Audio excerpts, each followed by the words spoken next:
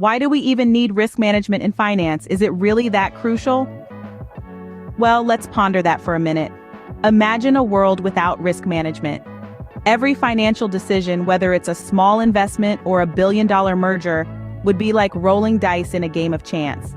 The potential for financial loss would be immense, and the uncertainty could be crippling. Risk management, in its essence, is a safeguard against such uncertainty. It's the process of identifying, assessing, and controlling threats to an organization's capital and earnings.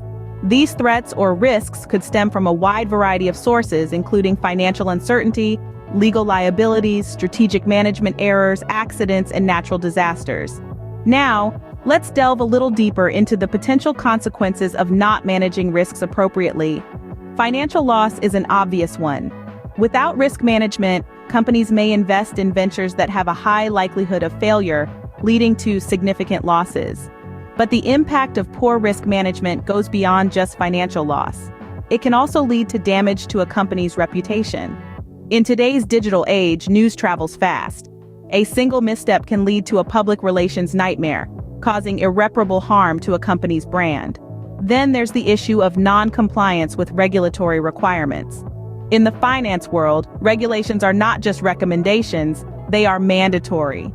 Failure to comply can result in hefty fines, legal action, and even the closure of the business. On the flip side, effective risk management can be a powerful tool in decision-making. It provides a clear roadmap of the potential pitfalls and opportunities, helping businesses make informed decisions. It protects the business from unexpected shocks, ensuring its sustainability in the long run. So to put it simply, risk management is not just important in finance, it's absolutely critical. It's the shield that guards against financial ruin, the compass that guides decision-making, and the backbone that supports and protects the business. So, having understood the importance of risk management, let's delve into its process. Risk management isn't a complex riddle. It's a systematic process that anyone can understand and implement. Imagine you're planning a cross-country road trip. The first step in risk management is risk identification. You'll need to identify potential risks. In our road trip scenario, these could be car breakdowns, road accidents, or inclement weather. Next is risk assessment. This is where you evaluate the likelihood and potential impact of each identified risk.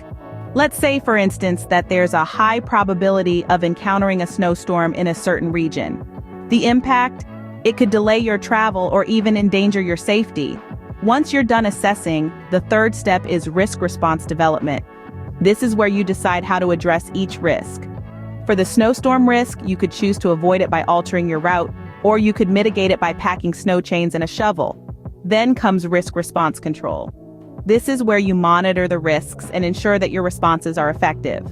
If the weather forecast changes and the snowstorm risk increases, you might decide to alter your route after all. Finally, there's communication and consultation.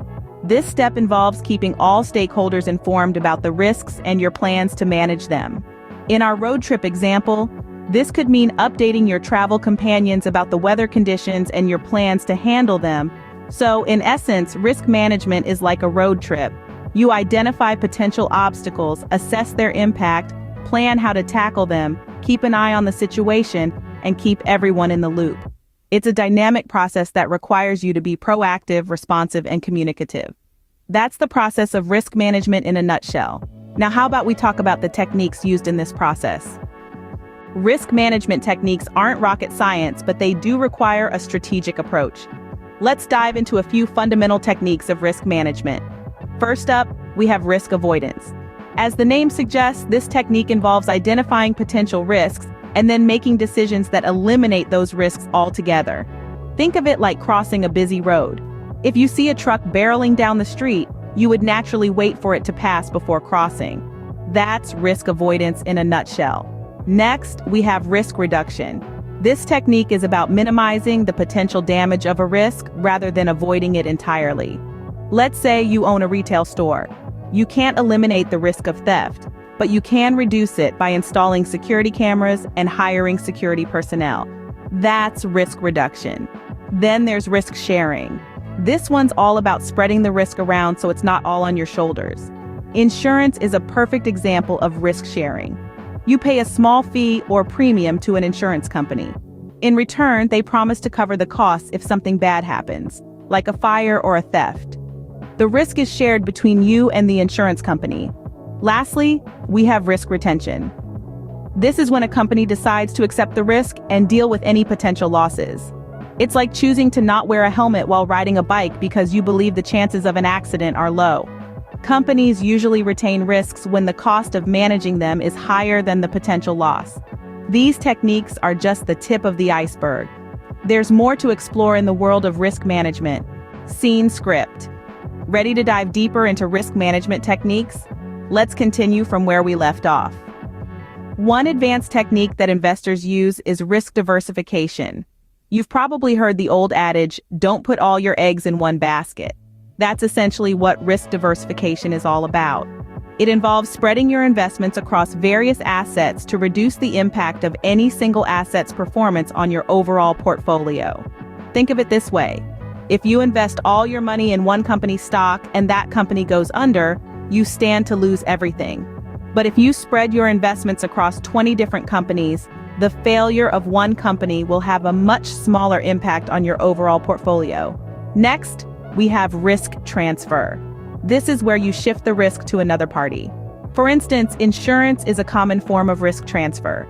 If you own a property, you carry the risk of damage from natural disasters or accidents. By purchasing insurance, you transfer that risk to the insurance company. They agree to bear the financial burden in case of such an event, in exchange for a premium. Lastly, let's talk about hedging. Hedging is a technique used to offset potential losses that may be incurred by an investment.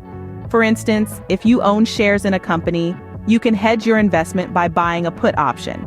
A put option gives you the right to sell your shares at a predetermined price. If the share price drops, you can exercise your option and sell your shares at the higher predetermined price, thereby limiting your losses. Each of these techniques has its own advantages and disadvantages, and the most effective risk management strategy often involves a combination of these techniques. And that wraps up our discussion on risk management techniques. But before we end, let's summarize what we've learned. Remember, understanding is the first step to execution. So let's recap the key points about risk management. Risk management, dear friends, is not just a buzzword. It's the backbone of successful financial planning and decision-making. It's the process of identifying, assessing, and controlling threats to an organization's capital and earnings. These threats could stem from a wide variety of sources, including financial uncertainty, legal liabilities, strategic management errors, accidents, and natural disasters. Now, on to the 5-step process of risk management. The first step is identification, where you pinpoint potential risks. Then comes assessment, where you gauge the potential impact of these risks. The third step is control, where you decide on how to mitigate the identified risks. Then, you implement the risk mitigation strategies. And finally, you review and revise strategies and controls periodically. As for techniques, we've explored a plethora of them. There's diversification, where you spread your investments across various assets to reduce exposure to any single risk. Then there's hedging, using financial instruments like futures and options to offset potential losses. We also talked about insurance, which transfers the risk to another party for a fee. And let's not forget about asset allocation, matching investments to objectives, and risk tolerance. Each of these techniques has its own strengths and weaknesses. But the trick is to use them in combination to build a robust risk management strategy. For instance, you might diversify your portfolio, hedge certain positions, and insure against specific risks. By doing so, you're not just banking on one technique to save the day, but employing a well-rounded strategy that can weather various storms. Risk management isn't just a tool, it's a necessity in the world of finance. And with these techniques, you're well equipped to navigate the financial seas with less fear of sinking.